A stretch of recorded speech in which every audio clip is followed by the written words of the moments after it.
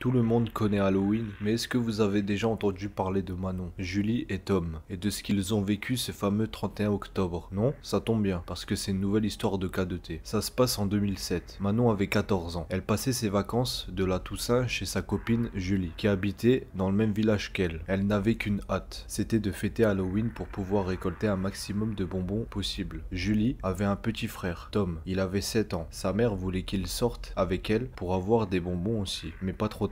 Il était encore trop jeune. Elles attendaient qu'il fasse nuit dehors pour se mettre dans l'ambiance et à 19 h, elles commençaient leur tournée dans le quartier où vivait Julie. Manon était déguisée en sorcière, Julie en vampire et le petit Tom en citrouille. Ils étaient tous les trois contents de leur déguisement. La mère de Julie prit une photo pour immortaliser le moment et enfin ils pouvaient commencer leur récolte. Ils se ruèrent dans l'entrée et ils sortirent dehors, dans cette rue éclairée par quelques lampadaires. La mère de Julie leur avait fait un topo de 20 minutes pour leur expliquer les règles. Il fallait qu'ils ne parlent à personne en dehors des gens chez qui ils sonnaient, qu'ils ne rentrent dans les maisons de personne, même si on leur proposait gentiment. Il fallait qu'ils soient rentrés avant 21 h et surtout il fallait qu'ils restent ensemble et qu'ils ne s'éloignent pas du quartier. Ils sonnaient aux premières maisons. Au bout de 30 minutes, ils avaient déjà un bon butin. 1, 2, 3, 10, 15 maisons plus tard, ils avaient terminé d'aller chez des gens du quartier, mais vous savez comment sont les enfants, ils n'en avaient pas assez. Manon proposa d'aller plus loin, ce qu'ils n'avaient bien évidemment pas le droit de faire.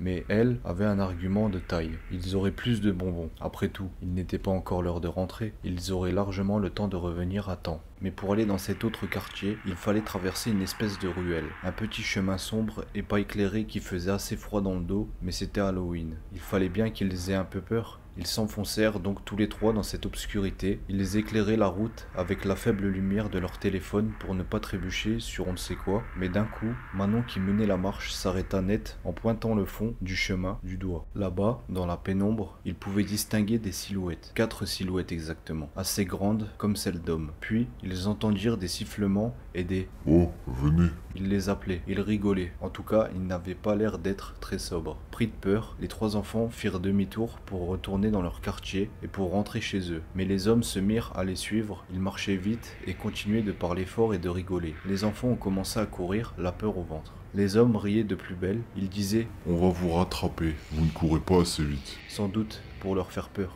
Les trois petits couraient aussi vite qu'ils pouvaient, la peur au ventre. Ils ont même lâché leur sac de bonbons. Mais sur le moment, ce qui était le plus important, c'était qu'ils rentrent chez eux pour échapper à ces personnes mal intentionnées. Ils hurlaient à l'aide, à la minute où ils ont commencé à apercevoir les lampadaires. Ils n'étaient pas loin de chez eux, mais les hommes, eux, n'étaient pas loin d'eux non plus. Au moment où ils entraient dans la rue, où habitaient Julie et Tom, un homme qui accompagnait ses enfants les vit courir en criant. Il s'approchait d'eux pour leur demander ce qu'il se passait, et c'est là qu'il vit derrière eux 3 hommes qui s'étaient arrêtés en voyant un adulte avec eux. Le père de famille les appelait, sûrement pour leur demander ce qu'ils faisaient à courser des enfants. Mais ils repartirent en courant dans le sens inverse. Il les raccompagna chez eux en expliquant à leur mère ce qu'il venait de se passer. Manon, Julie et Tom s'engouffraient à toute vitesse dans leur maison, soulagés d'être rentrés sains et saufs.